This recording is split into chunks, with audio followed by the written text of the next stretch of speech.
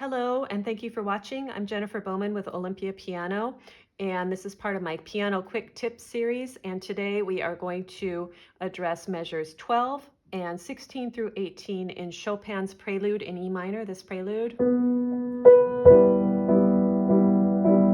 So there's a couple of tricky things in these measures. So I'm going to start with measure 12. Actually, we're going to start with the last beat of measure 11.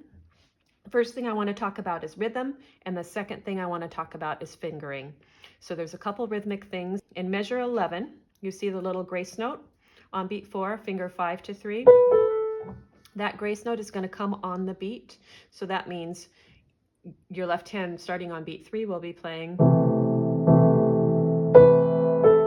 So it's going to come with the third one of those chords, not before, on it. And then we've got in measure 12, we have 3 groups of eighth notes and then 1 group of triplet eighth notes. So what that means is the first 3 beats are going to feel similar. 1 and 2 and 3.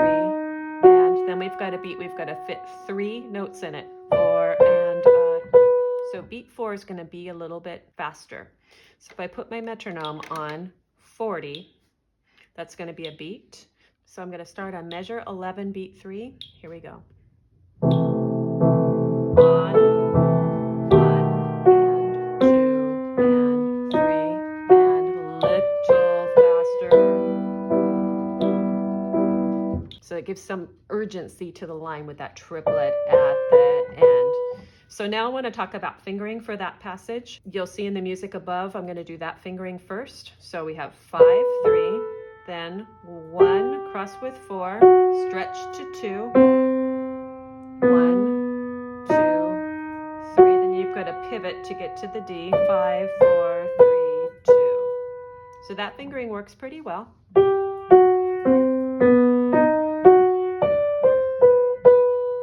If you have smaller hands, you might want to consider this alternate fingering, which is 5, 3.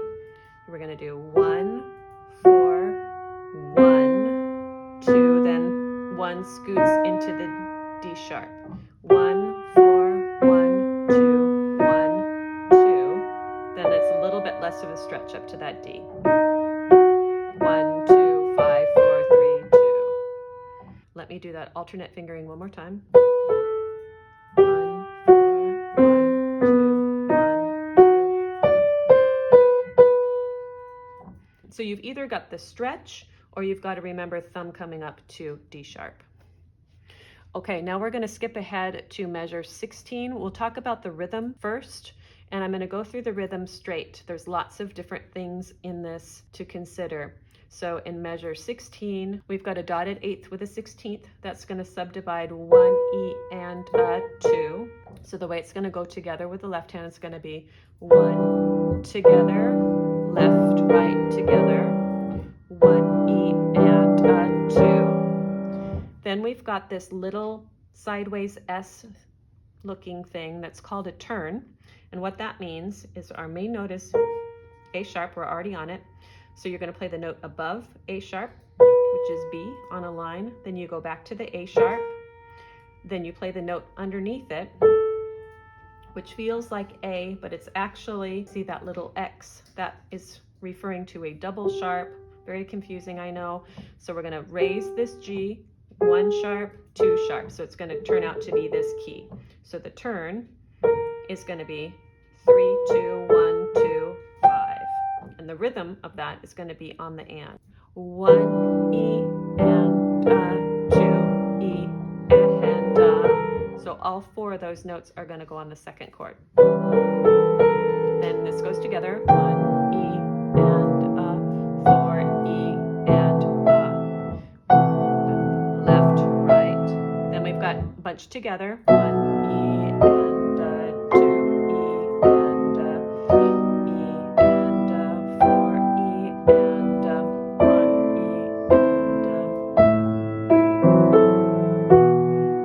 and second beat of measure 18.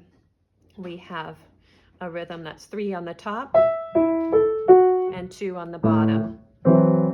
So there's 2 ways we can fit that together. The first way is we can figure out how exactly they go together using a common denominator. So we're going to subdivide into 6. So we have 3 on the top, 2 on the bottom. So that means our common denominator is 6. So the right hand, 1, 2, 3, 4, 5, 6, 1, 2, 3, 4, 5, 6. So every quarter note you would subdivide into 6. And the left hand would be 1, 2, 3, 4, 5, 6. Now I'm not saying we're going to do the whole song subdividing in 6. We're just going to do it so you feel how the hands take turns in that beat. So it's going to be 1, 2, 3, 4, 5, 6, 1, 2, 3, 4, 5, 6. Now I'm going to add beat 1. 1, 2, 3, 4, 5, 6, 1, 2, 3, 4, 5, 6, 1. So the way it goes is together, right, left, right, together. The other way that might work for you for that 3 against 2 is to use a ta, tiki, ta rhythm. So if you think about it, ta, tiki, ta is a subdivision of 6. So the ta would get 2, ta, ah. Then tiki is split between the hands, right, left, and then ta, ah for the third 8th note triplet. So it looks like this. Ta, tiki, ta, ta. So if we started on beat 1, ta, tiki, ta, ta, tiki, ta, ta, tiki, ta. On the 8th notes, the second 8th note of the beat comes on the key of the tiki.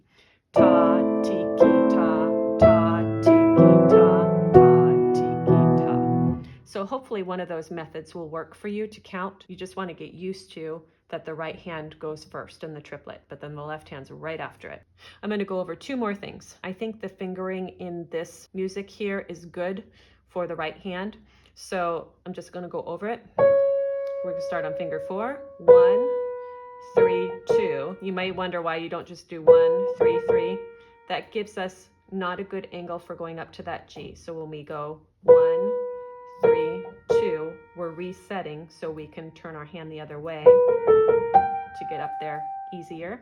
For the turn, the fingering is 3, 2, 1, 2, 5. Then 4. You might think, why am I not going to do 3, 3? It's sometimes easier to switch fingers on the same note to get a better tone. So if we use up all our tone 4, 3, it's harder to get a good tone on that next measure with the downbeat, but we want that to be really loud. So we're going to do 4, 1, stretch, another finger switch, and another finger switch, 5, 1, squish in there, 4, 3, 5, 1, 3, 2. So I think that fingering works really well. Okay, and the final thing we're going to go over is the word stretto. What does that mean and how do you play it? So what stretto means is that the music is going to kind of build and cascade forward. It gets faster and faster. And we know where it starts because if we look above the music, you'll see a dotted line, and that dotted line lasts until the middle of measure 18. And then we go back to the original tempo. So it gives the music some urgency moving forward. I'm going to play it first one time through without the stretto, just starting at measure 15. And then I'll play it with the stretto so you can hear what that does to the music. So measure 15, here we go, beat 1.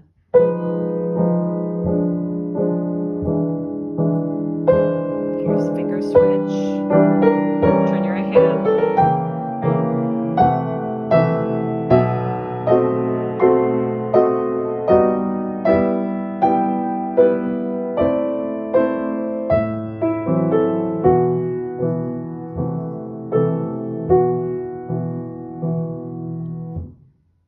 So that was played at a steady tempo. Now I'm going to let my left hand urge me forward. So my left hand's going to pulse faster and faster. 1 and 2 and 1 and 2 and 1 and 2 and 1 and 2 and then slow down. So my right hand's going to follow that left hand lead as I play the stretto. Here it is, hands together with stretto, starting on measure 15.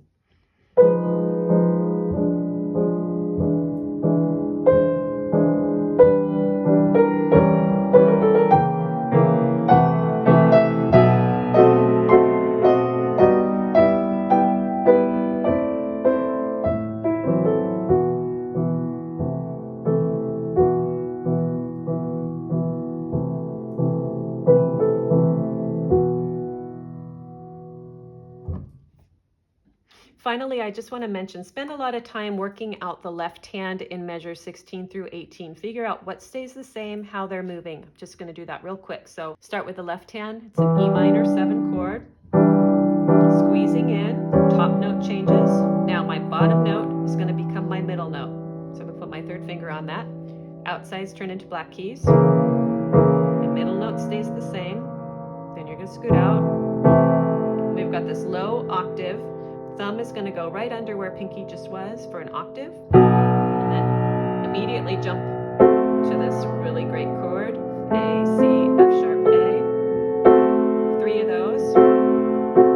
This note becomes our next top note. And we only play that once. Then these 2 notes squeeze in and become 1 note. So everything else stays the same.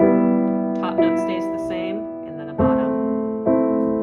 Reach to A, and then let's see. 1, 2, 3, or 1. I think 1, 2, 3 is the best if you can do it, and then it opens out. Thank you for watching this short video on measures 12, 16 through 18 in Chopin's Prelude, Opus 28, number 4 in E minor. I hope that you found it helpful, and I hope you will subscribe to my channel for more videos like this, as well as piano technique and other piano literature. Thanks again for watching.